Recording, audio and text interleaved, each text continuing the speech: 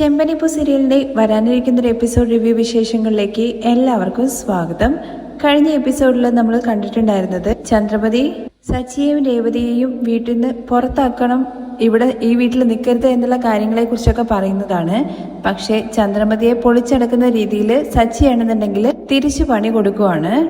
ചന്ദ്രമതിയുടെ ശ്രദ്ധയാണെന്നുണ്ടെങ്കിൽ മൊത്തത്തില് ഇനിയിപ്പോ തിരിച്ച് ശ്രീകാന്തിനെയും വർഷയും കൊണ്ടുവരണം. അതുമാത്രമല്ല സച്ചിയോടാണെന്നുണ്ടെങ്കിൽ ഭയങ്കര ദേഷ്യത്തിലുമാണല്ലോ. പിന്നെ ശ്രുതിയുടെ അച്ഛനെ കുറിച്ചിട്ട് ഇനി ചോദിക്കില്ല എന്ന് വിചാരിച്ചതാണ്. പക്ഷെ ചന്ദ്രമതിയാണെന്നുണ്ടെങ്കിൽ അച്ഛനെ കുറിച്ച് ചോദിക്കുകയാണ്.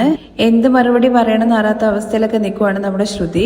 ആ എപ്പിസോഡിന്റെ വിശേഷങ്ങൾ കേൾക്കാത്തവർ ആരെങ്കിലും ഉണ്ടെന്നുണ്ടെങ്കിൽ ലിങ്ക് ഞാൻ ഐക്കാട്ടിലും അതുപോലെ പിൻ കമന്റായിട്ടും കൊടുത്തേക്കാം കേട്ടോ. ബാക്കി വിശേഷങ്ങൾ നോക്കാം. ഇന്നലെ മുതൽ പറയുന്നുണ്ട് ഫ്ലൈറ്റ് കയറിയെന്ന്. ഇതുവരെ ഇവിടെ എത്തിയില്ലല്ലോ എന്ന് സച്ചി ചോദിക്കുമ്പോൾ ശ്രുതിക്ക് മറുപടി ഒന്നും പറയാൻ പറ്റുന്നില്ല കേട്ടോ. അതുപോലെ തന്നെ രവിയും ചോദിക്കുന്നുണ്ട്, അല്ല അവര് ഫ്ലൈറ്റ് കയറി എന്നല്ലേ പറഞ്ഞത്, എന്നിട്ടെന്താ ഇതുവരെ വരാത്തത്? അത് അച്ഛൻ എന്നൊക്കെ പറയാണ് കേട്ടോ ശ്രുതി. വന്നു എന്നല്ലേ കാര്യം പറയുന്നത്, വന്നോ ഇല്ലയോ എന്ന് ചന്ദ്രമതി. പ്രശ്നം തീർന്നു എന്ന് വിചാരിച്ചതാണല്ലോ, വീണ്ടും പ്രശ്നത്തിൽ അകപ്പെട്ടല്ലോ എന്നുള്ള രീതിയിൽ ശ്രുതി ഇരിക്കുകയാണ്. സത്യത്തിലും അവര് വരാന്നുള്ള കാര്യം പറഞ്ഞോ അതോ നീ ചുമ്മാ പറഞ്ഞതാണോ? അമ്മേ, അവളെന്തിനാ ചുമ്മാ പറയുന്നത്? അവള് തന്നെ വരുന്ന പ്രതീക്ഷയോട് കൂടിയിട്ടായിരുന്നു ഇരുന്നുണ്ടായിരുന്നു. പിന്നെന്താ ഇതുവരെ വരാത്തത്? വന്നിട്ട് ഹോട്ടലിൽ എവിടെയെങ്കിലും നിൽക്കുന്നുണ്ടോ? എന്താ ശ്രുതി, നിന്റെ അച്ഛൻ എവിടെ? ചുമ്മാ എത്ര നാളെ ഇങ്ങനെ സംസാരിച്ചോണ്ടിരിക്കുക? ഇല്ലെങ്കിൽ നീയും എന്നെ പറ്റിച്ചോണ്ടിരിക്കുകയാണോ? അവര് വന്നോ ഇല്ലയോ? ഇല്ല ആന്റി, അത് അച്ഛൻ എന്നൊക്കെ പറയാണ്. അപ്പോഴേക്കും ശ്രുതിക്കാണെന്നുണ്ടെങ്കിൽ ഇങ്ങനെ വോമിറ്റ് ചെയ്യാനുള്ള ടെൻഡൻസി വരികയാണ്. എന്നിട്ട് അവിടുന്ന് ഇറങ്ങി ഓടുകയാണ് കേട്ടോ ചെയ്യുന്നത്. ഇത് കണ്ടിട്ട് എല്ലാവരും ഇങ്ങനെ നോക്കി ഇങ്ങനെ നിൽക്കുന്നുണ്ട്. എന്ത് പറ്റി ശ്രുതി എന്നുള്ള കാര്യം ചോദിക്കുമ്പോൾ എന്താണെന്നറിയില്ല, പെട്ടെന്നൊരു തലകറക്കവും വോമിറ്റ് ചെയ്യാൻ വേണ്ടി വന്നത് പോലെ എന്ന് പറയുന്നുണ്ട് ശ്രുതി. എന്നിട്ട് ശ്രുതിയെ കൊണ്ടുപോവാണ് അങ്ങോട്ടേക്ക്. പക്ഷെ ഇത് കാണുമ്പോൾ ചന്ദ്രമതി വിചാരിക്കുന്നത് ശ്രുതിക്ക് വിശേഷമുണ്ട് എന്നുള്ള കാര്യത്തെ കുറിച്ചാണ്. ആള് ഭയങ്കര ഹാപ്പി ആവുകയാണ്. എന്നിട്ട് വേഗം ശ്രുതിക്ക് അരികിലേക്ക് ചെന്നിട്ട് ചോദിക്കുന്നുണ്ട് കേട്ടോ, ശ്രുതി നിനക്ക് ഇപ്പോഴും തലകറക്കം ഉണ്ടോ എന്നുള്ള കാര്യം? ഉണ്ട് ആന്റി, ഇന്നലെ നൈറ്റ് മുതൽ എനിക്ക് ചെറുതായിട്ട് തലകറക്കം ഉണ്ടായിരുന്നു. വോമിറ്റ് ചെയ്യാൻ വേണ്ടിയിട്ട് ഇടയ്ക്കിടയ്ക്ക് തോന്നുന്നുണ്ടോ എന്ന് ചോദിക്കുമ്പോൾ ഉണ്ട് ആന്റി. പിന്നെ നിനക്ക് പുളിക്കുന്നത് എന്തെങ്കിലും കഴിക്കാൻ വേണ്ടി തോന്നുന്നുണ്ടോ എന്ന് ചോദിക്കുമ്പോൾ ഉണ്ട് ആന്റി, എനിക്ക് ഇന്നലെ നൈറ്റിൽ അങ്ങനെ തോന്നിയെന്ന് പറയാണ് കേട്ടോ. ചന്ദ്രമതിയുടെ സംസാരവും ചോദ്യമൊക്കെ കാണുമ്പോൾ സച്ചി രവിയുടെ അടുത്ത് ചോദിക്കുന്നുണ്ട്, അല്ല അച്ഛാ ഇവരെന്താ ഡോക്ടറെ പോലെ ചോദിച്ചുകൊണ്ടിരിക്കുന്നത്? ഇങ്ങനെ പോയി കഴിഞ്ഞ് കഴിഞ്ഞാൽ മരുന്ന് എഴുതി കൊടുക്കുന്നതാണല്ലോ തോന്നുന്നത്. സച്ചിയുടെ സംസാരം കേൾക്കുമ്പോൾ നീ ഒന്ന് ചുമ്മാതിരിക്കടാ എന്നുള്ള കാര്യം ശ്രുതി പറയുന്നുണ്ട്. എന്താ ശ്രുതി, നിനക്ക് ഡോക്ടറെ അടുത്ത് പോണോ? എന്താ പനി എന്തെങ്കിലും വരുന്നുണ്ടോ എന്ന് ചോദിക്കുമ്പോൾ അയ്യോടാ അതൊന്നുമല്ല, നീ സാധിച്ചടാ എന്ന് പറയാൻ കേട്ടോ. ഒരു ജോലിക്കും പോവാതെ വെച്ചാ ഇവൻ എന്താ സാധിച്ചെന്ന് സച്ചി. ദൈവമേ, ഇത്ര വേഗം തന്നെ കാര്യങ്ങളൊക്കെ സാധിച്ചു തന്നല്ലോ ശ്രുതി. എനിക്കിപ്പോ ഭയങ്കര സന്തോഷം തോന്നുന്നുണ്ട്. എന്റെ തങ്കം ഉമ്മ എന്നൊക്കെ പറഞ്ഞ് ഉമ്മയൊക്കെ കൊടുത്ത് കെട്ടിപ്പിടിക്കുന്നൊക്കെ ഉണ്ട് കേട്ടോ ശ്രുതിയെ. രേവതി, നീ എന്താ നോക്കി നിൽക്കുന്നത്? ചെന്നിട്ട് മധുരം എടുത്തിട്ട് വാ എന്ന് പറയാണേ. അപ്പോഴേക്കും രേവതി അടുക്കളയിലേക്ക് പോകുന്നുണ്ട്. ചന്ദ്രമതി കളിക്കുന്നതൊന്നും കണ്ടിട്ട് ശ്രുതിക്ക് കാര്യം മനസ്സിലാവുന്നില്ല കേട്ടോ. അമ്മ എന്തൊക്കെയാ പറയുന്നത്? രവിയും വന്നിട്ട് ചോദിക്കുന്നുണ്ട് കേട്ടോ, എന്താ ചന്ദ്രയും മനസ്സിലാവുന്ന രീതിയിൽ പറ എന്നുള്ള കാര്യം. നമുക്കൊരു പേരക്കുട്ടി പിറക്കാൻ വേണ്ടി പോകുന്നു ശ്രുതി, നീയൊരു അച്ഛനാവാൻ വേണ്ടി പോവാണെന്നുള്ള കാര്യം പറയാണ്. ഈ വീട്ടില് മൂത്ത പയ്യനായ ശ്രുതിക്ക് തന്നെ ആദ്യം കുഞ്ഞു പറക്കണമെന്ന് ഞാൻ വിചാരിച്ചു. അതുപോലെ തന്നെ ശ്രുതി ആദ്യം പ്രഗ്നന്റ് ആയി എന്ന് പറയാണ് കേട്ടോ. ഭയങ്കര സന്തോഷത്തിലാണ് ചന്ദ്രമതി. തുടർന്ന് രേവതിയുടെ കയ്യിൽ നിന്ന് മധുരം മേടിച്ചിട്ട് ശ്രുതിയുടെ വായിലൊക്കെ ഇട്ട് കൊടുക്കുന്നൊക്കെ ഉണ്ട്. അതുപോലെ തന്നെ ശ്രുതിയുടെയും. തുടർന്ന് ശ്രുതി പറയുന്നുണ്ട്, ആന്റി അതുപോലെ ഒന്നും ഇല്ല എന്ന് പറയുമ്പോൾ ശ്രുതി, ഞാൻ 3 മക്കളെ പ്രസവിച്ചതാണ്, അപ്പോ എനിക്ക് കണ്ടാൽ മനസ്സിലാവില്ലേ? ചന്ദ്രൻ, നീ പറഞ്ഞതുപോലെ തന്നെയാണെന്നുണ്ടെങ്കിൽ സന്തോഷമുള്ള കാര്യമാണ്. പക്ഷെ നമ്മൾ സ്വന്തമായിട്ടൊരു തീരുമാനം എടുക്കാൻ വേണ്ടി പാടില്ല. ശ്രുതി, നീ അവളെ കൂട്ടിയിട്ട് ഡോക്ടറെ അടുത്ത് പോകാൻ വേണ്ടി പറയുന്നുണ്ട്. ചന്ദ്രമതിയാണെന്നുണ്ടെങ്കിൽ എക്സൈറ്റ്മെന്റില്, ഞാൻ പറഞ്ഞില്ലേ നിങ്ങളടുത്ത് നിങ്ങള് അച്ഛനാവാൻ വേണ്ടി പോവാണ് ഞാൻ അച്ഛമ്മയും. ആദ്യം കൺഫേം ആയിട്ട് നമ്മൾ അറിയേണ്ട കാര്യങ്ങള്. ശ്രുതി, നീ അവളെ കൂട്ടിയിട്ട് ഡോക്ടറെ അടുത്ത് കാണിക്കാൻ വേണ്ടി പറയാണേ. ഡോക്ടറും അത് തന്നെയാണ് പറയാൻ വേണ്ടി പോകുന്നത്. എന്തായാലും ശ്രുതി, നീ കൂട്ടി കൊണ്ടുപോയിട്ട് ഡോക്ടറെ കാണിച്ചിട്ട് വാ എന്ന് ചന്ദ്രയും പറയുന്നുണ്ട്. ശ്രുതിയുടെ നിപ്പ് കാണുന്ന സമയത്ത് സച്ചി ചോദിക്കുന്നുണ്ട്, അല്ലാച്ച ഇവരെന്താ ഷോക്ക് അടിച്ച പോലെ നിൽക്കുന്നത് എന്നുള്ള കാര്യം. അപ്പോഴേക്കും രേവതി കേട്ട എക്സൈറ്റ്മെന്റില് എന്താ ചെയ്യേണ്ടെന്നുള്ള കാര്യം അറിയാതെ നിൽക്കുവാണെന്നുള്ള കാര്യം പറയുന്നുണ്ട് കേട്ടോ. ഉടനെ തന്നെ നിങ്ങൾ ഡോക്ടറെ അടുത്ത് പോയിട്ട് വാ. ശ്രുതി, വെറുവയറോട് കൂടി പോവല്ലേ, എന്തെങ്കിലും കഴിച്ചിട്ട് പോവാന്നുള്ള കാര്യം പറയണേ. ആന്റി, എനിക്കിപ്പോ ഒന്നും കഴിക്കാൻ തോന്നുന്നില്ല എന്ന് ശ്രുതി പറയുമ്പോൾ, അല്ലെങ്കിലും അങ്ങനെ തന്നെയാണ് തോന്നുക. പക്ഷെ നീ നിക്ക്, എന്തെങ്കിലും കഴിച്ചിട്ട് പോയാൽ മതി എന്ന് പറഞ്ഞിട്ട് ഫുഡ് എടുക്കാൻ വേണ്ടി പോയതാണ് കേട്ടോ ചന്ദ്ര. ഭക്ഷണം എടുത്തോണ്ട് വന്നിട്ട് ചന്ദ്രമതി തന്നെ ശ്രുതിക്ക് വായിൽ വെച്ച് കൊടുക്കുന്നുണ്ട് കേട്ടോ. ഇനി നീ ഇങ്ങനെ ഓടിയും ചാടിയൊന്നും നടക്കരുത്, കുറച്ച് ഭദ്രമായിട്ട് നടക്കണം. ഇനി നിനക്ക് എന്തൊക്കെയാണോ കഴിക്കാൻ തോന്നുന്നത് എന്റെ അടുത്ത് പറഞ്ഞാൽ മതി, ഞാനെല്ലാം പറഞ്ഞ് ചെയ്യിപ്പിച്ചോളാം. ശരീരം നന്നായിട്ട് നോക്കണം എന്നൊക്കെ പറഞ്ഞിട്ട് ഭക്ഷണം വാരി കൊടുക്കുകയാണ് കേട്ടോ. ശ്രുതിക്ക് ചന്ദ്രമതി വാരി കൊടുത്തോണ്ടിരിക്കുന്നതിന്റെ ഇടയ്ക്ക് ശ്രുതിയാണെന്നുണ്ടെങ്കിൽ പോയിട്ട് നിന്നും കൊണ്ട് ഭക്ഷണം കഴിക്കുകയാണ് കേട്ടോ. ഇത് കണ്ട് ചന്ദ്രമതി, മതിയുടെ നീ കഴിച്ചത്, എന്നിട്ട് കഴിക്കുന്ന പ്ലേറ്റ് മേടിച്ചു വെച്ചിട്ട് നീ വേഗം തന്നെ അവളെയും കൊണ്ടിട്ട് ഡോക്ടറെ അടുത്ത് പോ, എന്താണ് നോക്കിക്കൊണ്ടിരിക്കുന്നത്, പോ എന്നൊക്കെ പറഞ്ഞിട്ട് ശ്രുതിയെ പറഞ്ഞു വിടുവാണ്. അങ്ങനെ ഭയങ്കര ഹാപ്പി ആയിട്ട് ചന്ദ്രമതി ശ്രുതിയെയും അവിടെ നിന്നും പറഞ്ഞു വിടുവാണ് കേട്ടോ. സൂക്ഷിച്ചു കൊണ്ടുപോകണേട അവളെ എന്നൊക്കെ പറഞ്ഞിട്ട് എന്നിട്ട് നേരെ ചെല്ലുന്നത് പൂജാമുറിയിലേക്കാണ്. ചന്ദ്രമതിയുടെ കാര്യങ്ങളൊക്കെ കണ്ടിട്ട് നമ്മുടെ രവിയും സച്ചിയും രേവതിയും ഇങ്ങനെ നോക്കുന്നുണ്ട് കേട്ടോ. പൂജാമുറിയിൽ പോയിട്ട് രണ്ടാമത് കല്യാണം കഴിച്ചതാണെന്നുണ്ടെങ്കിലും എന്റെ പ്രാർത്ഥന പോലെ തന്നെ ആദ്യത്തെ കുഞ്ഞിനെ നീ അവർക്ക് തന്നെ കൊടുത്തല്ലോ എന്നൊക്കെ പ്രാർത്ഥിച്ച് ഇറങ്ങി വന്നിട്ട് രേവതിയെ നോക്കിയിട്ട് പറയുന്നുണ്ട് കേട്ടോ. ദൈവത്തിനറിയാം ആർക്ക് എപ്പം നല്ലത് ചെയ്യണം എന്നുള്ള കാര്യം, ഓരോരുത്തരുടെ മനസ്സ് പോലെ ഇരിക്കും കാര്യങ്ങളൊക്കെ നടക്കുന്നതെന്നൊക്കെ പറഞ്ഞിട്ട് ചന്ദ്രമതി അവിടുന്ന് പോവാണ് കേട്ടോ ചെയ്യുന്നത്. തുടർന്ന് രേവതിയും അടുക്കളയിലേക്ക് പോകുന്നുണ്ട്. അമ്മ എന്തൊക്കെയാണ് അച്ഛാ പറഞ്ഞിട്ട് പോകുന്നതെന്ന് ചോദിക്കുമ്പോൾ അവൾ എന്തെങ്കിലും പറഞ്ഞിട്ട് പോടടാ, നീ അത് വിട്ടേക്കെന്ന് പറയുന്നുണ്ട്. എന്തായാലും അച്ഛാ ഒരു കുഞ്ഞുവാവ വരാൻ വേണ്ടി പോവല്ലേ, ജോലിയും കൂലിയും ഒന്നും ഇല്ലെങ്കിലും ഈ കാര്യങ്ങളൊക്കെ നല്ല വെടിപ്പായിട്ട് ചെയ്യുന്നുണ്ടെന്ന് സച്ചി പറയാണ് കേട്ടോ. ഇത് കേൾക്കുമ്പോൾ രവി സച്ചി ഒരു നോട്ടം നോക്കുന്നുണ്ട്. സച്ചി വേഗം അവിടുന്ന് പോവാണ്. അതുപോലെ ശ്രുതിയും കൂടി ഓട്ടോയിൽ പോയിക്കൊണ്ടിരിക്കുകയാണ് കേട്ടോ. ഒരു സ്ഥലത്ത് എത്തുമ്പോൾ നിർത്തുന്നുണ്ട്. എന്തിനാ ശ്രുതി ഇവിടെ നിർത്തിയെന്നുള്ള കാര്യം ചോദിക്കുമ്പോൾ ആദ്യം ഇറങ്ങുന്ന പറയാണ്. അവിടെ മീര വെയിറ്റ് ചെയ്യുന്നുണ്ട് കേട്ടോ. മീരയ്ക്ക് അരികിലേക്ക് ശ്രുതി ചെല്ലുമ്പോഴേക്കും കൺഗ്രാറ്റുലേഷൻസ് നീ ഒരു വാക്ക് പോലും പറഞ്ഞില്ലല്ലോ എന്നൊക്കെ മീര ചോദിക്കുന്നുണ്ട് കേട്ടോ.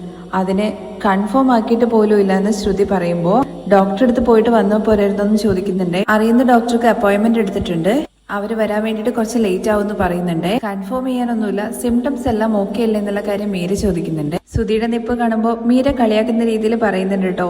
ജോലി മേടിച്ചിട്ട് അതില് പ്രൊമോഷൻ മേടിക്കുന്നു വിചാരിച്ചപ്പോ ഇപ്പോ അച്ഛനായിട്ട് പ്രൊമോഷൻ കിട്ടിയല്ലേ എന്ന് ചോദിക്കുകയാണേ. എന്താ ശ്രുതിയുടെ മുഖത്തൊരു സന്തോഷമില്ലാത്തത്? വീട്ടില് ജപ്തി നോട്ടീസ് തന്നതുപോലെ ആകെ ഷോക്കായിട്ട് നിൽക്കുന്നത് പോലെ ഉണ്ടല്ലോ.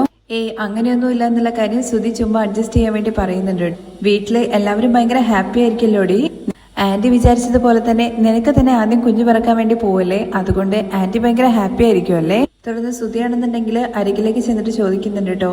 ശ്രുതി ഇത് കൺഫേം ആണോ എന്നുള്ള കാര്യത്തെക്കുറിച്ച്, ഒരുപക്ഷെ നോർമലി വേറെ എന്തെങ്കിലും ആയിക്കൂടെ എന്നുള്ള കാര്യം ചോദിക്കുമ്പോൾ അത് ചെക്ക് ചെയ്താലല്ലേ ശ്രുതി അറിയുള്ളൂ. അങ്ങനെ ചെക്ക് ചെയ്തിട്ട് കൺഫേം ആണെന്നുള്ള കാര്യം പറഞ്ഞാൽ എന്താ ചെയ്യുക? അതെന്താ ശ്രുതി അങ്ങനെ എന്താ ചെയ്യാന്നുള്ള കാര്യത്തെക്കുറിച്ച് ചോദിക്കുന്നത്? പ്രസവിച്ച് കുഞ്ഞിന് പേരിട്ടിട്ട് കാതുകുത്ത്. മീരയുടെ സംസാരം കേൾക്കുമ്പോൾ ശ്രുതി പറയുന്നുണ്ട്, നീ ഒന്ന് ചുമ്മാതിരിക്കേ ശ്രുതി, നീ ഒന്നും ഇങ്ങോട്ട് വന്നേന്ന് പറഞ്ഞിട്ട് ശ്രുതിയെ മാറ്റി നിർത്തുവാണേ. എനിക്ക് ശ്രുതി എന്താ പറയേണ്ടെന്നുള്ള കാര്യം അറിയില്ല, എന്താ പറ. ഈ ടൈമില് നമുക്ക് കുഞ്ഞിന്റെ ആവശ്യമുണ്ടോ? എന്താ ശ്രുതി അങ്ങനെ ചോദിക്കുന്നെന്നുള്ള കാര്യം ശ്രുതി ചോദിക്കുമ്പോ, അല്ല കല്യാണം കഴിഞ്ഞിട്ട് 1 വർഷം പോലും ആയില്ല, അതല്ലാതെ എനിക്കിപ്പോ ജോലിയും ഇല്ലല്ലോ, ഈ സിറ്റുവേഷനില് കുഞ്ഞെന്നൊക്കെ പറയുമ്പോഴേക്കും ശ്രുതി എന്താ പറയാൻ വേണ്ടി വരുന്നത്? 1 വർഷം കഴിഞ്ഞിട്ട് കുഞ്ഞുങ്ങൾ മതി എന്നുള്ള കാര്യത്തെക്കുറിച്ചല്ലേ നമ്മൾ തീരുമാനിച്ചെന്ന് ചോദിക്കുമ്പോ അതെ, പക്ഷെ ഇപ്പൊ കൺഫേം ആയി കഴിഞ്ഞാൽ എന്താ ചെയ്യാന്നുള്ള കാര്യം ശ്രുതി ചോദിക്കുന്നുണ്ട്. അതിന് നമുക്ക് വേറെയും വഴികളുണ്ടല്ലോ, ഇപ്പൊ നമുക്ക് കുഞ്ഞ് വേണ്ട എന്ന് പറയാനേ. ഇത് കേൾക്കുമ്പോൾ ശരിക്കും ശ്രുതിക്ക് നല്ല ദേഷ്യം വരുന്നുണ്ട് കേട്ടോ. ഇനിയും കുഞ്ഞ് ഉണ്ടാവാൻ വേണ്ടി പോകുന്നോ ഇല്ല എന്നുള്ള കാര്യം കൺഫേം ആയിട്ട് പോലും ഇല്ല, പക്ഷെ അതിനു മുമ്പ് കുഞ്ഞ് ഭൂമി കാണാതിരിക്കാനുള്ള വഴി പറയുന്നു. അതുകൊണ്ടല്ല ശ്രുതി, ഒരു കുഞ്ഞ് എന്ന് പറയുന്നത് കമ്മിറ്റ്മെന്റ് ആണ്, അതിനുവേണ്ടി ടൈം മണി ഒരുപാട് സ്പെൻഡ് ചെയ്യണം. നമ്മളിപ്പോ ലൈഫ് സ്റ്റാർട്ട് ചെയ്തതല്ലേ ഉള്ളൂ, അപ്പോഴേക്കും ഞാൻ പ്രഗ്നന്റ് ആണോ അല്ലേ എന്നുള്ള കാര്യം പോലും അറിയില്ല. പക്ഷെ ഫസ്റ്റ് ടൈം ഒരച്ഛനാവാൻ വേണ്ടി പോകുന്നു എന്നുള്ള ന്യൂസ് കേട്ട് കഴിഞ്ഞാല് നിന്റെ റിയാക്ഷൻ എങ്ങനെയാണല്ലേ? ശ്രുതി, നമ്മുടെ ഫ്യൂച്ചറിനെ കുറിച്ച് ചിന്തിച്ചിട്ടാണ് ഞാൻ പറഞ്ഞത്. നീ തന്നെ ഒന്ന് ആലോചിച്ച് നോക്ക്. ജോലിയില്ലാതെ ദിവസവും ഞാൻ വീട്ടിൽ നാണം കെട്ടുകൊണ്ടിരിക്കുകയാണ്. ഓ, അത് ഇപ്പോഴാണ് ശ്രുതിക്ക് മനസ്സിലായത്. ഇതുപോലൊരു സിറ്റുവേഷൻ വരും എന്നുള്ള കാര്യം വിചാരിച്ചുകൊണ്ടാണ് ഞാൻ ഉടനെ തന്നെ ഒരു ജോലി തേടാൻ വേണ്ടി നിന്റെ അടുത്ത് പറഞ്ഞത്. മറ്റുള്ളവരെല്ലാവരും സന്തോഷമായിട്ടിരിക്കുകയാണ്, പക്ഷെ നിനക്ക് ഭയമാണല്ലേ വരുന്നത്?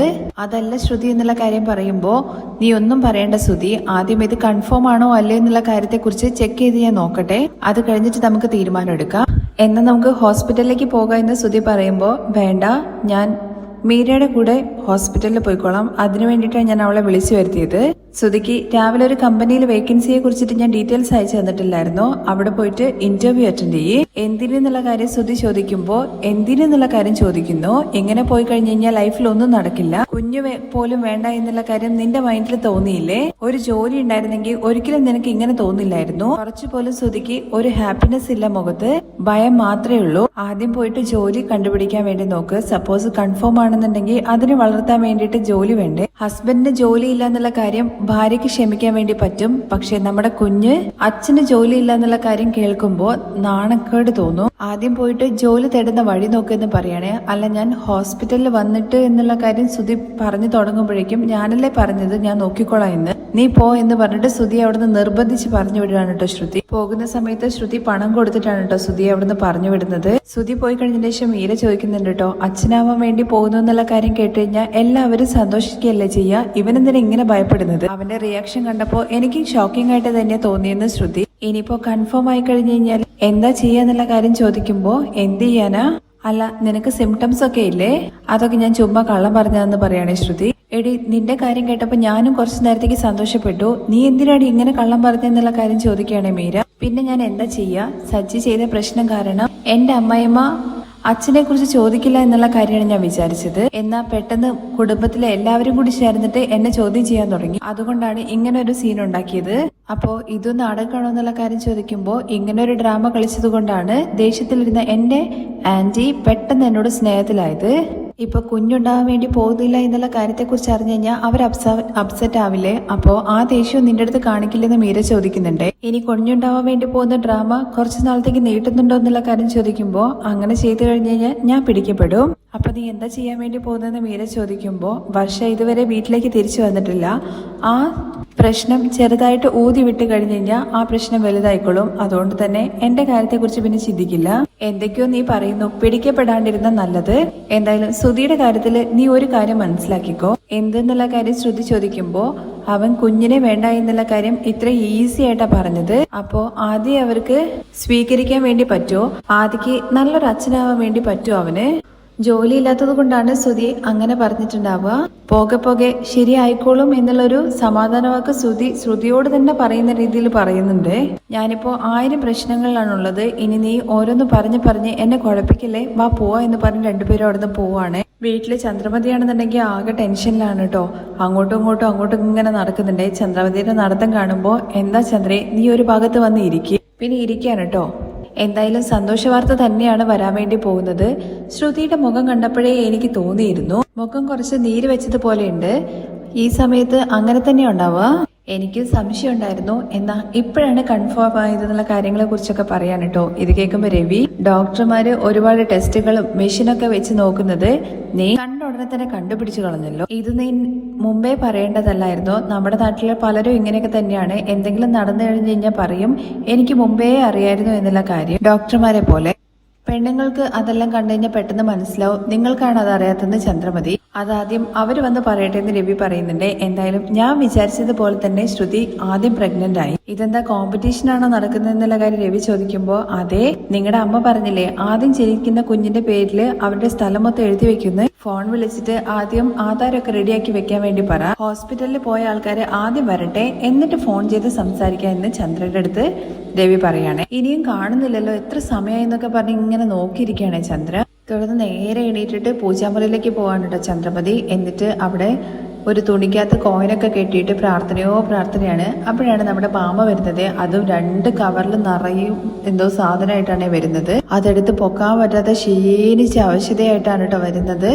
രവിയേട്ട എപ്പോഴാണ് ആഘോഷിക്കാൻ വേണ്ടി പോകുന്നത് എന്നുള്ള കാര്യം ചോദിക്കുമ്പോൾ എന്താഘോഷം ചോദിക്കുകയാണെ. അല്ല, നിങ്ങള് അച്ഛനാവാൻ വേണ്ടി പോവല്ലേ?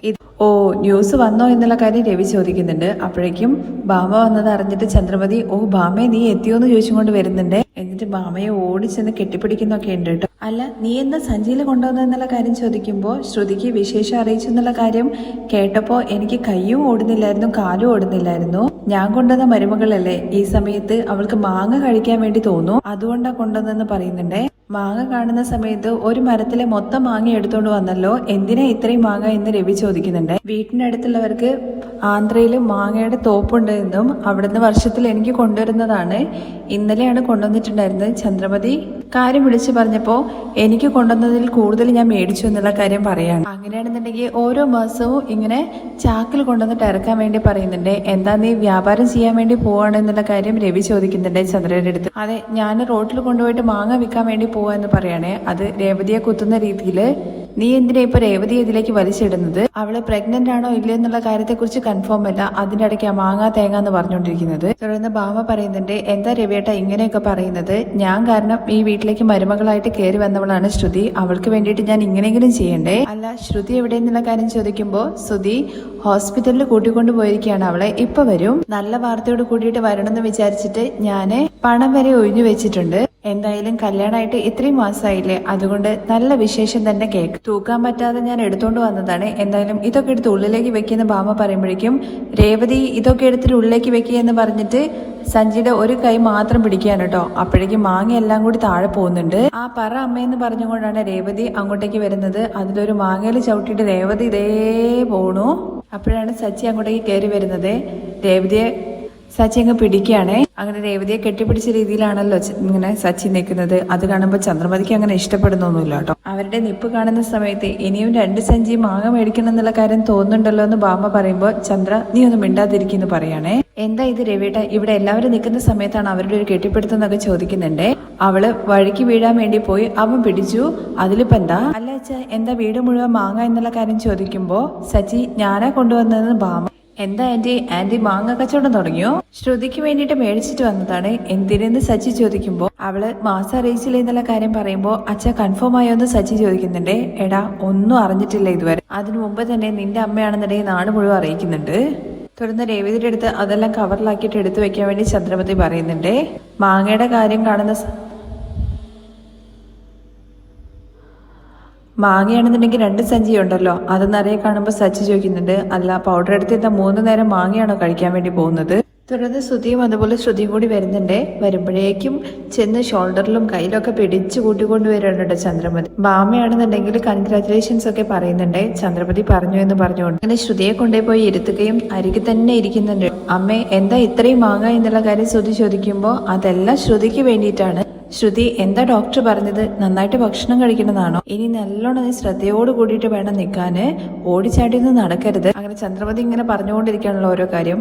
ഇത് കാണുമ്പോൾ രവി പറയുന്നുണ്ട്, ചന്ദ്രേ ആദ്യം അവരൊന്ന് പറയാൻ വേണ്ടിയിട്ട് അനുവദിക്കുക. അതിപ്പോ എത്രമാത്രം പറയാൻ എന്താ ഉള്ളത്? ശ്രുതിയുടെ മുഖം കണ്ടാൽ തന്നെ അറിയില്ലേ ഭയങ്കര സന്തോഷത്തിലാണെന്ന് ഭാമ. അപ്പോ നല്ല കാര്യമല്ലേ? എന്നാ ശ്രുതിയുടെ മുഖത്തൊരു തെളിച്ചമില്ലല്ലോ എന്നുള്ള കാര്യമാണ് രവി ശ്രദ്ധിക്കുന്നത്. എന്തു പറ്റി ശ്രുതി, തല കറങ്ങുന്നുണ്ടോന്ന് ചോദിക്കുമ്പോ ഇല്ല ആന്റി, പക്ഷെ എങ്ങനെയാ പറയേണ്ടതെന്ന് എനിക്ക് അറിയില്ല. എന്താ വേറെ എന്തെങ്കിലും പ്രശ്നമുണ്ടോ? എന്താ നിനക്ക് രക്തം കുറവാണെന്നിട്ട് പറഞ്ഞോ? അതൊക്കെ നന്നായിട്ട് കുഞ്ഞ് പിറക്കുന്നതിന് മുമ്പ് നമുക്ക് ശരീരമൊക്കെ റെഡിയാക്കി എടുക്കാന്ന് പറയുന്നുണ്ട് കേട്ടോ. അയ്യോ ചന്ദ്രേ, ആദ്യം ശ്രുതിയെ ഒന്ന് പറയാൻ വേണ്ടിയിട്ട് ഞാൻ അനുവദിക്കുക എന്നുള്ള കാര്യം രവി പറയുന്നുണ്ട്. അത് കഴിഞ്ഞിട്ടാണ് ശ്രുതി പറയുന്നത്, ആന്റി സോറി, ഞാൻ പ്രഗ്നന്റ് അല്ല. ഇത് കേൾക്കുമ്പോൾ ചന്ദ്രമതി ആകെ തകർന്ന അവസ്ഥയിലാവാണ് കേട്ടോ. അപ്പൊ നിനക്ക് വൊമിറ്റും തലകറക്കൊക്കെ വന്നോ എന്നുള്ള കാര്യം ചോദിക്കുമ്പോ അമ്മേ അവൾ ഇന്നലെ രാത്രി കഴിച്ച ഭക്ഷണം ഡൈജസ്റ്റ് ആയില്ല, അതുകൊണ്ടാണ്. ഓ അപ്പം നല്ല വാർത്തയല്ലേ എന്നുള്ള കാര്യം മാമ ചോദിക്കുന്നുണ്ടേ. പിന്നെ എന്താ ശ്രുതി നീ ഇത്രയും നേരം സന്തോഷമായിട്ടിരുന്ന എന്നുള്ള കാര്യം ചോദിക്കണേ. ബാക്കി എല്ലാവർക്കും വിഷമാണ്, ശ്രുതിക്ക് ഭയങ്കര സന്തോഷമാണല്ലോ. അവൾക്ക് വേറെ പ്രത്യേകിച്ച് കുഴപ്പമൊന്നുമില്ലല്ലോ, അതുകൊണ്ടെന്താണ് ശ്രുതി? അപ്പോ ഇവള് പ്രഗ്നന്റ് അല്ലേ എന്നുള്ള കാര്യം വീണ്ടും ചന്ദ്രമതി ചോദിക്കുന്നുണ്ടേ. അല്ല അമ്മയെന്ന് ശ്രുതി പറയുമ്പോ രവി ഇതുകൊണ്ടാണ് ചന്ദ്രയെ ഞാൻ നിന്റെ അടുത്ത് വെറുതെ ഒരുപാട് ആഗ്രഹിക്കരുതെന്ന് പറഞ്ഞത്. അയ്യോ ചന്ദ്രമതി, ശ്രുതി പ്രഗ്നന്റ് എന്നുള്ള കാര്യം കേട്ട ഉടനെ തന്നെ ഞാൻ മാങ്ങയും ചുമന്നുകൊണ്ട് വന്നതാണ്. അപ്പൊ അതെല്ലാം വേസ്റ്റ് ആയില്ലേ എന്നുള്ള കാര്യം ചോദിക്കും. സച്ചി പറയുന്നുണ്ട്, അത് വേസ്റ്റ് ആവൊന്നുമില്ല, രേവതിക്ക് കൊടുത്താൽ മതി എന്ന് പറയണേ. എന്താ രേവതി നീ പ്രഗ്നന്റ് ആണോ? പറഞ്ഞില്ലല്ലോ എന്നുള്ള കാര്യം ചോദിക്കുകയാണേ. അയ്യോ ആന്റി അതല്ല, രേവതി നന്നായിട്ട് അച്ചാറിടും, 2 ബോട്ടിൽ ഇട്ടിട്ട് 1 ബോട്ടിൽ ആന്റിക്ക് കൊടുത്തു വിടാം. എന്തായാലും 3 മരുമക്കളില്ലേ, ഉടനെ തന്നെ ആരെങ്കിലും അറിയിച്ചോളൂ എന്നുള്ള കാര്യം പറയുമ്പോ ഭാമ എവിടെ ഇപ്പൊ 3 മരുമക്കളുള്ളത്? 2 പേരല്ലേ ഉള്ളൂ, വർഷ അവളുടെ വീട്ടിലല്ലേ എന്നുള്ള കാര്യം പറയുകയാണേ. തുടർന്ന് ശ്രുതിയാണെങ്കിൽ ചന്ദ്രമതിയുടെ അടുത്ത് പറയുന്നുണ്ട്, സോറി ആന്റി, ഞാനും വിചാരിച്ചു പ്രഗ്നന്റ് ആയിരിക്കും എന്നുള്ള കാര്യം. ഇപ്പോ ആന്റിയെ കബളിപ്പിച്ചതുപോലെ ആയില്ലേ, സോറി എന്ന് പറയുമ്പോഴേക്കും രവി നീ എന്തിനാ സോറി പറയുന്നത്? ചന്ദ്രയാണ് വെറുതെ അവസരപ്പെട്ടിട്ട് എല്ലാ കാര്യവും കൊണ്ടുപോയിട്ട് തൊലച്ചത്. തുടർന്ന് രേവതി പറയുന്നുണ്ടേ, ഞാനും ഒരുപാട് ആഗ്രഹിച്ചു ശ്രുതി ഈ വീട്ടിലേക്ക് വരുന്നത് ആദ്യത്തെ പെൺകുട്ടിയാവോ ആൺകുട്ടിയാവോ എന്നുള്ള കാര്യത്തെക്കുറിച്ചൊക്കെ ഞാൻ അച്ഛൻ്റെ അടുത്ത് പറയായിരുന്നു. ഇത് ഇങ്ങനെയായെന്ന് വെച്ചിട്ട് സങ്കടപ്പെടുകയൊന്നും വേണ്ട, ഉടനെ തന്നെ നല്ല വാർത്ത കേൾക്കുക എന്നുള്ള കാര്യങ്ങളെ കുറിച്ചൊക്കെ രേവതി പറയുമ്പോഴേക്കും ചന്ദ്ര നിന്നെ കുറിച്ചിട്ട് എനിക്ക് നന്നായിട്ട് അറിയില്ലേ, നീ കിടന്നിട്ട് ഒച്ച ഉണ്ടാക്കണ്ട, നീയാണ് ഈ കാര്യം എല്ലാം കൊണ്ടുപോയിട്ട് തൊലച്ചത്, നീയല്ലേ പറഞ്ഞത് മുഖം കണ്ടാൽ തന്നെ എല്ലാ കാര്യം മനസ്സിലാവുന്ന്. ഇപ്പോ ഇതാണോ നീ മനസ്സിലാക്കിയത്? ഇതുകൊണ്ടാ പറയുന്നത് എല്ലാ കാര്യത്തിലും സമാധാനം വേണം എന്നുള്ള കാര്യം. ഞാൻ എന്ത് ചെയ്യാനാ, എന്തോ നല്ലത് നടക്കുമെന്ന് ഞാൻ വിചാരിച്ചു. ഈ വീട്ടിലെ മൂത്ത മരുമകള് ആദ്യത്തെ കുഞ്ഞിനെ പ്രസവിക്കണമെന്ന് ഞാൻ ആഗ്രഹിച്ചു. ആരുടെ കണ്ണുപെട്ടോ എന്തോന്നറിയില്ല, ഇല്ലാതെ പോയി. അതിനിടയ്ക്ക് സച്ചിയാണെന്നുണ്ടെങ്കിൽ സുധിയെ ശ്രദ്ധിക്കുന്നുണ്ട് കേട്ടോ. കണ്ടില്ല അച്ഛ, അമ്മയ്ക്കാണ് ഇത്ര ഫീലിങ്സ്, അവനെ നോക്കുക എന്ന് പറയുമ്പോ സുധിയാണെന്നുണ്ടെങ്കിൽ ഇതൊന്നും ശ്രദ്ധിക്കുന്നില്ല, ഫോണിലെന്തോ കാര്യമായിട്ട് നോക്കിക്കൊണ്ടിരിക്കുകയാണേ. സച്ചി പറയുന്നത് കേൾക്കുമ്പോ സുധിയെ തന്നെ എല്ലാവരും ഇങ്ങനെ നോക്കി നിൽക്കുന്നുണ്ട്. കുറച്ചു നേരം കഴിയുമ്പോഴാണ് സുധി തന്നെ എല്ലാവരും തന്നെ ശ്രദ്ധിക്കുന്നുണ്ടെന്നുള്ള കാര്യം മനസ്സിലാവുന്നത്. ലോറി ഇടിക്കാൻ വേണ്ടി വന്നിട്ട് അതിൽ നിന്ന് രക്ഷപ്പെട്ട ആ ഒരു ഫീലിങ്സ് അല്ലേ അവന്റെ മുഖത്തുള്ളത്. എടാ, എനിക്കും കഷ്ടം തന്നെ തോന്നുന്നുള്ള കാര്യം പറയുമ്പോൾ ഈ ലോകത്ത് കഷ്ടം വരുന്ന സമയത്ത് പോക്കറ്റില് കൈ വിട്ടിട്ട് ഫോൺ നോണ്ടിക്കൊണ്ടിരിക്കുന്ന ഒരേ ഒരാൾ നീ മാത്രമായിരിക്കും. ഇന്നില്ലെങ്കിൽ എന്താ, വേറൊരു ദിവസമോ വേറൊരു മാസമോ ഇത് നടക്കാൻ വേണ്ടി പോകുന്നതല്ലേ. എന്നാ നിന്റെ സംസാരത്തിലൊരു പതർച്ചയുണ്ടല്ലോ എന്നുള്ള കാര്യം സച്ചി ചോദിക്കുമ്പോൾ ഒന്ന് പോടാ അവിടുന്ന്, എന്തെങ്കിലുമൊക്കെ പറയാണ്ടേ. ശ്രുതി നീ വാ, റെസ്റ്റ് എടുക്കുക എന്ന് പറഞ്ഞിട്ട് ശ്രുതി ആദ്യം അങ്ങ് കയറി പോവാണേ. ശ്രുതി പോകുന്നതിന് മുമ്പായിട്ട് രവി പറയുന്നുണ്ട്, ശ്രുതി നീ സങ്കടപ്പെടേണ്ട കാര്യമൊന്നുമില്ല, എല്ലാം നടക്കേണ്ട സമയത്ത് നടക്കും, നീ പോയിട്ട് റെസ്റ്റ് എടുക്ക്. ശരി അങ്കിൾ എന്ന് പറഞ്ഞിട്ട് ശ്രുതി അവിടെ നിന്ന് പോവാണേ. ശ്രുതി പോയി കഴിഞ്ഞതിന് ശേഷം ചന്ദ്രമതിയുടെ അടുത്ത് രവി പറയുന്നുണ്ട് കേട്ടോ, നീ രാവിലെ പറഞ്ഞില്ലേ ചന്ദ്രൻ, ആർക്കൊക്കെ എന്തൊക്കെ കൊടുക്കണം എന്നുള്ള കാര്യം ദൈവത്തിന് അറിയാം എന്നുള്ള കാര്യം, അത് ശരി തന്നെയാണ്. ആർക്കൊക്കെ എന്തൊക്കെ കൊടുക്കണമെന്ന് ദൈവത്തിന് അറിയാം. ഇത് കേട്ട സച്ചി പറയുന്നുണ്ട് കേട്ടോ, അല്ല അച്ഛ, ദൈവം എന്താ കുഞ്ഞുങ്ങളുടെ ഹോസ്പിറ്റലാണോ വെച്ചിരിക്കുന്നത്, അവരെന്ത് ചെയ്യാൻ? എടാ, എല്ലാം വിധി പ്രകാരം നടക്കുക എന്നുള്ള കാര്യം പറയില്ലേ, അത്രേ ഉള്ളൂ. എന്തായാലും ദൈവോ വിധിയോ എന്താണെങ്കിലും നമ്മൾ അധ്വാനിച്ചാൽ മാത്രമേ നമുക്ക് ഭക്ഷണം കിട്ടുള്ളൂ.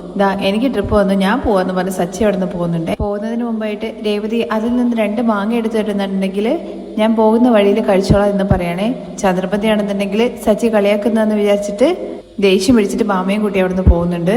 റൂമിൽ പോയിട്ട് എന്താ ചന്ദ്രമതി, നീ എനിക്ക് ആകെ വിഷമായോ എന്നുള്ള കാര്യം ചോദിക്കുമ്പോ ശ്രുതിയേക്കാൾ മുമ്പ് രേവതി പ്രഗ്നന്റ് ആവോ എന്നുള്ള ഭയമാണ് എനിക്കുള്ളത്. നീ കണ്ടതല്ലേ രണ്ടുപേരും കെട്ടിപ്പിടിച്ച് നിൽക്കുന്നത്. അങ്ങനെ ആയാലും എന്താ ചന്ദ്രേ, അവള് നിന്റെ മരുമകളല്ലേ, അപ്പോഴും നീയല്ലേ അച്ഛമ്മയാവാൻ വേണ്ടി പോകുന്നത്. ഇത് നോക്ക് ബാമേ, വർഷ വേണമെങ്കിൽ ആദ്യം പ്രഗ്നന്റ് ആയിക്കോട്ടെ, എന്നാലും കുഴപ്പമില്ല, രേവതി ആവരുത്. രേവതി പ്രഗ്നന്റ് ആയാലും നീ അച്ഛമ്മയാവാൻ വേണ്ടി പോവല്ലേ എന്നുള്ള കാര്യം ചോദിക്കുമ്പോഴാണേ, എന്തായാലും നീ ഇങ്ങനെ തന്നെ വർഷയുടെ കാര്യം വിട്ടു കഴിഞ്ഞു കഴിഞ്ഞാൽ ശരിയാവില്ല. അവള് എന്നേക്കുമായിട്ട് അവിടുത്തെ മകളായിട്ട് മാറും. ആദ്യം അവളെ ഫോൺ ചെയ്തിട്ട് വരാൻ വേണ്ടി പറ. അത് ശരിയാണ്, പോയവളെ അങ്ങനെ തന്നെ വിട്ടു കഴിഞ്ഞു കഴിഞ്ഞാൽ അവൾ അവിടെ തന്നെ നിൽക്കും. ഞാൻ അവൾക്ക് ഫോൺ ചെയ്യാം. അത് കഴിഞ്ഞിട്ട് മഹിമയും അതുപോലെ മധുസൂദനും ഭക്ഷണം കഴിക്കുകയാണ് കേട്ടോ. അതിന്റെ ഇടയ്ക്കാണ് വർഷ വന്നിട്ട് അമ്മ എന്റെ ചാർജർ എവിടെയെന്നുള്ള കാര്യം ചോദിക്കുന്നത്. മോളിൽ കാണടി. അമ്മ ഞാൻ അവിടെ നോക്കിയിട്ട് കണ്ടില്ല, അതുകൊണ്ടാണ് ചോദിച്ചത്. നീ ഒരു സാധനം എടുത്താൽ എടുത്തോടുത്ത് വെക്കില്ല, പിന്നെ എങ്ങനെയാ കാണുക എന്നുള്ള കാര്യം ചോദിക്കുകയാണേ. അപ്പോഴേക്കും മധുസൂദനൻ പറയുന്നുണ്ട്, ആ ഡ്രോയറിനകത്ത് ചാർജർ ഉണ്ട്, അങ്ങനെയാണെങ്കിൽ നിങ്ങൾക്ക് ആദ്യം പറഞ്ഞുകൂടായിരുന്നു. അവൾക്ക് എന്താ വേണ്ടെന്നുള്ള കാര്യം എനിക്ക് എങ്ങനെ അറിയുന്നത്? ഞാനൊരു കാര്യം പറഞ്ഞു കഴിഞ്ഞാൽ അവൾ വേറെ എന്തെങ്കിലും ചെയ്യും. ഇത് കേൾക്കുമ്പോൾ വർഷ വയ്ക്കുന്നുണ്ടേ, ഓ അച്ഛന്റെ വാക്ക് കേൾക്കാതെ ഞാൻ കല്യാണം കഴിച്ചു എന്നുള്ള കാര്യത്തെ കുറിച്ചല്ലേ അച്ഛൻ കുത്തി കാണിക്കുന്നത്. സൂപ്പർ എന്ന് പറഞ്ഞ് ചിരിക്കുകയാണ്. വെരി ഫണ്ണി, നന്നായിട്ടുണ്ടെന്നൊക്കെ പറയാണ്. ആ കറക്റ്റ് സമയത്ത് തന്നെ ചന്ദ്രമതി വിളിക്കുന്നുണ്ട് കേട്ടോ. ഓ ഇവര് വേറെ എന്നുള്ള കാര്യം വർഷ പറയുമ്പോ ആരാ വിളിക്കുന്നതെന്ന് മഹിമ ചോദിക്കുന്നുണ്ട്. ശ്രീകാന്തിന്റെ അമ്മയാണ്. അവരെന്തിനാ ഫോൺ ചെയ്ത് നീ അറ്റൻഡ് ചെയ്യണ്ട എന്നുള്ള കാര്യം മഹിമ പറയുമ്പോ, അറ്റൻഡ് ചെയ്തിട്ടില്ലെങ്കിൽ വീണ്ടും വിളിക്കും, അറ്റൻഡ് ചെയ്ത് സംസാരിക്കുന്നതാണ് നല്ലത്, അങ്ങനെ ഫോൺ അറ്റൻഡ് ചെയ്യാൻ കേട്ടോ. വർഷേ സുഖാണോ എന്നുള്ള കാര്യം ചോദിക്കുമ്പോ, എന്താ ആന്റി കണ്ടിട്ട് ഒരുപാട് വർഷങ്ങളായ പോലെ സംസാരിക്കുന്നത്? എനിക്ക് അങ്ങനെ തോന്നുന്നത്, എനിക്ക് എപ്പോഴും നിന്നെയും ശ്രീകാന്തിനെയും ഓർമ്മയിൽ ഇങ്ങനെ വന്നുകൊണ്ടിരിക്കുകയാണ്. നിങ്ങളെ കാണാഞ്ഞിട്ട് എനിക്ക് ഭയങ്കര വിഷമമുണ്ട്. ഇത് കേൾക്കുമ്പോ, 1 മിനിറ്റ് ആന്റി, എന്നിട്ട് ഫോണില് ഫോട്ടോ അയച്ചു കൊടുക്കണേ. ഫംഗ്ഷന്റെ സമയത്ത് ഞാനും ശ്രീകാന്ത് ഒരുമിച്ചെടുത്ത ഫോട്ടോ അയച്ചിട്ടുണ്ട്, ആന്റി അത് കണ്ടോളൂ. എന്താ വർഷേ, ഫോട്ടോ കാണാൻ വേണ്ടിയിട്ടാണ് ഞാൻ അങ്ങനെ ചോദിച്ചത്. നിങ്ങൾ രണ്ടുപേരും വീട്ടിലേക്ക് വരേണ്ടിരുന്ന എങ്ങനെയാന്ന് ചോദിക്കുമ്പോ, ആന്റിക്ക് അറിയില്ലേ ഞാൻ എന്തുകൊണ്ടാ വരാത്തെന്നുള്ള കാര്യം. ആ വർഷം എനിക്കറിയാം, നിന്റെ ദേഷ്യം ന്യായമായതാണ്, എനിക്കറിയാം. എല്ലാം ആ സച്ചി കാരണമാണ്. അവന് കുരങ്ങന്റെ ബുദ്ധിയാണ്, ആരോട് എപ്പോഴാ എന്താ ചെയ്യേണ്ടെന്ന് അവന് അറിയില്ല. അവനൊക്കെ ഒരാളാണോ? നീ ഇങ്ങോട്ട് വാ മോളെ എന്ന് പറയുമ്പോ, അവനുള്ള വീട്ടിലേക്ക് ഞാൻ വരില്ല ആന്റി എന്നുള്ള കാര്യം പറയണേ വർഷ. അവ മാത്രമാണോ ഈ വീട്ടിലുള്ളത്? ആന്റിയെ കാണണമെന്ന് മോക്ക് തോന്നുന്നില്ല എന്നുള്ള കാര്യം ചോദിക്കുമ്പോ, കാണുന്നുണ്ടെന്നുണ്ടെങ്കിൽ ഞാൻ വീഡിയോ കോൾ ചെയ്തോളാം ആന്റി. എന്താ വർഷ, ഇപ്പോഴത്തെ കാലത്തെ പിള്ളേരാണെന്നുണ്ടെങ്കിൽ ജീവിതം മൊത്തം ഫോണിലാണ് ജീവിക്കുന്നത്. വീട്ടിലേക്ക് വാ വർഷ എന്നുള്ള കാര്യം പറയുമ്പോ, ഇല്ല ആന്റി എനിക്ക് അങ്ങോട്ട് വരാനേ തോന്നുന്നില്ല. എന്റെ പക്ഷത്തുള്ള ലോജിക്ക് ആന്റി ഒന്ന് ചിന്തിച്ചു നോക്കൂ. ഇപ്പൊ വീട്ടില് രവികളുണ്ട്, ആ അങ്കിളിനെ ഞാൻ കൈനീട്ടി അടിച്ചു കഴിഞ്ഞാൽ ഞാൻ ചുമ്മാ ഇരിക്കും. അയ്യോ അവരവരുടെ പാട്ടിലിരിക്കുക, എന്തിനാ അവരെ ഇതിലേക്ക് വഴിച്ചിരിക്കുന്നത് എന്നുള്ള കാര്യം ചന്ദ്രമതി ചോദിക്കുമ്പോൾ ഞാനൊരു എക്സാമ്പിൾ പറഞ്ഞതാണ്. അത്രയും ആൾക്കാരുടെ മുമ്പില് എന്റെ അച്ഛനെ കൈനീട്ടിയ അടിച്ച ആളുള്ള വീട്ടിലേക്ക് ഞാൻ എങ്ങനെയാ വരുവോ? ഇമ്പോസിബിൾ ആന്റി, അതൊന്നും ഒരിക്കലും നടക്കില്ല എന്നൊക്കെ പറയാൻ കേട്ടോ. എന്റെ അച്ഛനെ അത്രയും ആൾക്കാരുടെ മുമ്പിൽ ഇൻസൾട്ട് ചെയ്ത് ഞാൻ ഒന്ന് നോക്കി നിൽക്കൂ? അതൊക്കെ എനിക്ക് മനസ്സിലാവും വർഷേ. അവന് വേണ്ടിയിട്ട് ഞാൻ മാപ്പ് ചോദിക്കുക എന്ന് ചന്ദ്രമതി പറയുമ്പോ, ആന്റി എനിക്ക് ദാഹമുണ്ട്. ആ സമയത്ത് ആന്റി വെള്ളം കുടിച്ചു കഴിഞ്ഞാൽ ശരിയാവുമെന്ന് ചോദിക്കുകയാണ്. അപ്പോ സച്ചേട്ടൻ ചെയ്ത തെറ്റിന് ആന്റി മാപ്പ് പറഞ്ഞു കഴിഞ്ഞാൽ എന്താ സംഭവിക്കുക? എന്റെ അച്ഛന് നല്ല ഇൻസൾട്ട് ഇല്ലാതാവോ? ആരു കാരണമാണ് നിനക്ക് ഈ വീട്ടിലെ പ്രശ്നം എന്നുള്ള കാര്യം എനിക്കറിയാം. അതിന് ഞാൻ ഉടനെ തന്നെ ഒരു തീരുമാനം ഉണ്ടാക്കാം. നീ വീട്ടിലേക്ക് വരാതിരിക്കല്ലേ? നിന്നെ കാണാതെ എനിക്ക് കഷ്ടമായിട്ട് തോന്നുന്നത്. സോറി ആന്റി, എന്നെ കൊണ്ട് ഇങ്ങോട്ട് വരാൻ വേണ്ടി പറ്റില്ല.